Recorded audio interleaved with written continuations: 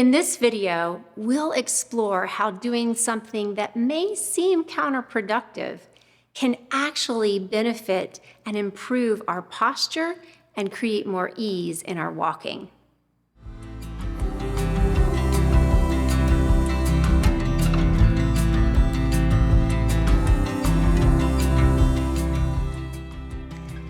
In today's video, we are going to explore what kind of stimulus the brain may need in order to change a pattern of our posture, of our walking, so that we create some sustainable change. So I don't know about you, but sometimes when I feel my body, it feels like it's not quite balanced. Maybe my weight is a little bit more on one side, or I hang out on one side more than the other. Maybe you notice that your hips are a little twisted to one side or the other, or maybe your shoulders are one is more forward than the other or lifted up by your ears, or even your head can be maybe a posture of maybe that head forward a little bit, or for some people a head down position. So we notice those things, and then generally what I try to do is like, oh, I should probably not do that, and kind of force myself to create more balance or to push my shoulders down and stand upright, things like that. But in orthobionomy, we want to look at the body's way of recognizing what's happening. So how to clue our brain into what's happening at the joints, the muscles, the ligaments, the fascial level, to be able to make that change from the inside out. When the brain can recognize what's happening, then it can really create the stimulus needed to be able to make that sustainable change so that we don't get deeper in our patterns of some kind of torque or twist or non-optimal movement or postural support.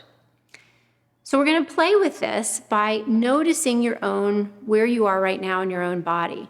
So maybe notice, is your weight more on one foot than the other? Do you feel like there's more of one foot touching the ground than the other? What might you notice about your knees? Are they more locked? Are they more bent? What about your hips or your pelvis, if it's twisted or torqued in one direction or another? And maybe what about your ribs or your shoulders? What might you notice about your head or neck, the positions that you're in? Maybe you notice one or two things, or maybe you notice lots of things. Maybe take one or two of those things that you notice, and instead of trying to force the body into the other direction or make it effort it to hold another position, which is really not helpful for any of us, how do we allow the body to see what it's already doing? In orthobionomy, we exaggerate that. We let the body really feel where it wants to go or where the tension is moving into. So if my weight is a little more on my right foot, I might exaggerate that and move more into my right side. Maybe if my shoulder is a little bit lifted, I might lift that shoulder a little bit more. Or if my head is a little more forward, I might exaggerate that preference that the body wants to go. So maybe find one or two or three of those things and bring the body into that exaggeration and then pause. And allow the body to really imprint that sensory experience into your system.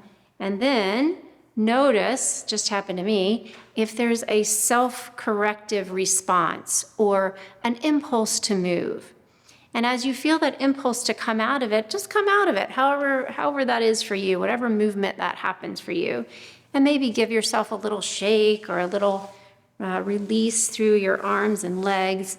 And then simply notice if that pattern is more prominent. Or maybe it feels easier to go to your left side when before it was only easy to go to your right. Do you notice any changes from that? See if you can pay attention to that and feel those exaggerations that may be the stimulus to lead to a self-corrective response in your own body. You can also play with this in walking. So it might be that in walking you feel like the weight is more on the insides of your feet, or maybe the outsides of your feet, Or maybe you feel the weight really, a lot of pressure on the right leg and less pressure on your left leg. Maybe you notice that your knees kind of want to come towards each other. Or maybe you notice that your tail feathers back here stick out a little bit more when you walk. Whatever you notice about your own walking pattern, see if you can exaggerate that a bit and then go for a little walk. So use the space that you have, maybe walk forwards, maybe walk backwards. Use your space, maybe set your timer for 30 seconds or a minute and keep walking as long as it's comfortable in that exaggerated place. And then again, give yourself a little shake, wiggle about and walk normally again, whatever that means, more comfortably. And notice if there's a shift. Notice if you feel like, oh, my weight might be a little bit more even.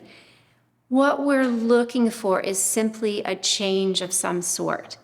And those small changes can lead to bigger changes in how we relate to our bodies and how we feel at ease standing, sitting, and walking around. I hope that helps. Play with those explorations. Thanks so much for joining me today.